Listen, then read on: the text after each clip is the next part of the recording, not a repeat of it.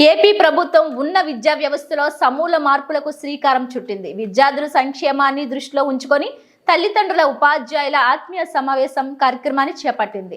ఇందులో భాగంగా అనకాపల్లి జిల్లా ఎస్ రాయవరం మండలం జిల్లా పరిషత్ ఉన్నత పాఠశాలలో తల్లిదండ్రుల ఉపాధ్యాయుల ఆత్మీయ సమావేశం నిర్వహించారు. ఈ సమావేశంలో హోంమంత్రి వంగల్పూడి అనిత పాల్గొని విద్యార్థులతో ముచ్చటించారు.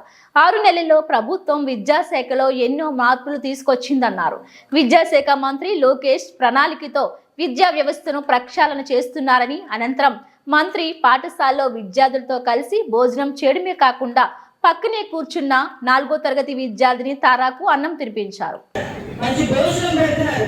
ఇటువంటి సిచ్యువేషన్స్ లో కూడా ఎక్కడో ప్రైవేట్ స్కూల్లో చదివిస్తే పిల్లలకి బాగా చెప్తారు ఒకే ఒక ఉద్దేశంతో ప్రైవేట్ స్కూల్స్ పంపిస్తారు. కానీ ఈ రోజు గవర్నమెంట్ స్కూల్లో చదివే టీచర్స్ కనుక వాళ్ళ క్వాలిఫికేషన్ కనుక చూస్తే ప్రైవేట్ స్కూల్లో చెప్పే వాళ్ళకి, అంటే నేను ఎవరిని విమర్శించట్లా, గవర్నమెంట్ స్కూల్లో ఏ రకమైన స్టాఫ్ ఉంటారో చెప్పడానికి ఈ రోజు మీ అందరికీ చెప్పాలి. కాబట్టి బీఈడీలు చేసి డైట్ ట్రైనింగ్ అయ్యి పీసీ చేసుకొని ఒక పక్క వాళ్ళు రోజు రోజుకి చేస్తున్న మారుతున్న పాఠ్యాంశాలు బట్టి ట్రైనింగ్ చేసుకొని ఓవరాల్ గా చెప్పాలంటే ఫుల్ ట్రైనింగ్ తో ఈ రోజు బయటకు వచ్చి పిల్లలకి పాఠాలు చెప్పే పరిస్థితి కనిపిస్తాం.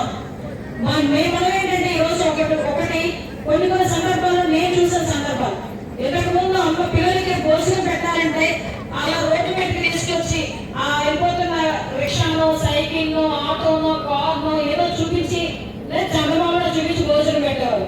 ఈ రోజు ఎలా పెట్టినారు భోజనం?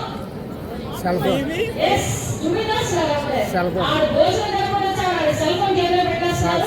మనం సీరియల్ చూసుకుంటా అది నోట్లో పెడతామో తెలియదు, చెవులో పెడతామో తెలియదు, అది మాత్రం భోజనం పెడతా ఉంటాం. వాళ్ళు ఏం చేస్తారు, సీరియల్ అర్థం కాదు కాబట్టి మొబైల్ చూస్తా కూర్చుంటారు. నీకు ఎంత దారుణం అంటే ఆ లెగిసి లేకనే ఇంతకు ముందు మన పరిస్థితి ఎలా ఉండేదంటే దేవుడు మమ్మల్ని ఎదురుగా పెట్టుకోలేవాలి. ఇప్పుడు పరిస్థితి ఎలా, దేవుడు మమ్మల్ని ఎదురుగా పెట్టుకుని ఉదయాన్నే దేవుడు మనం చూస్తే మంచి జరుగుతుంది అని. ఈ రోజు టైం చూసుకోవాలంటే లేచిన వెంటనే తలగడ కింద ఉన్న ఫోన్ చూసుకుంటాము. అవునా కదా చెప్పండి. నిజంగా స్కిట్ వేసినప్పుడు కూడా నేను ఎలాగ వాళ్ళు తిరిగి మాట్లాడతారా అని అనుకున్నాను. కానీ వాళ్ళు రాసుకునేటప్పుడు కూడా ఒక మంచి పదం ఉపయోగించారు. ముఖ్యంగా మగపిల్లలైనా ఆడపిల్లలకైనా తొలి గురువు తల్లే.